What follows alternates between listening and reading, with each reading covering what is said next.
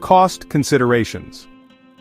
Now let's talk about money, because let's face it, budget plays a huge role in making decisions for any project, especially when it comes to building a home. When you think of steel frame houses, you might initially picture a higher price tag for the raw materials. While steel can be pricier than concrete up front, it offers significant cost savings over the life of your building.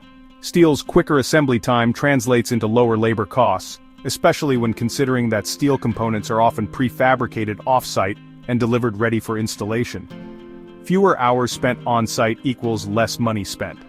Additionally, steel frames typically require less maintenance, reducing long-term repair and upkeep costs. This means, in the grand scheme, your steel frame house could end up being more affordable than you initially thought. Concrete, on the other hand, is known for being a budget-friendly material in the initial stages of construction. Concrete can be relatively inexpensive to source, especially in areas where it is readily available. It's also easy to form into various shapes, making it a flexible option for different architectural designs.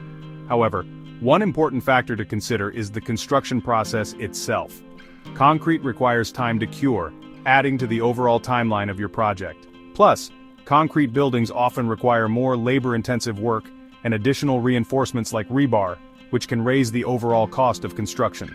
Over time, concrete may also require maintenance to address issues like cracking or water infiltration, which can be costly if not managed correctly. So while concrete may seem more affordable initially, those long-term maintenance costs can add up, and in some cases it could end up costing you more than steel in the long run.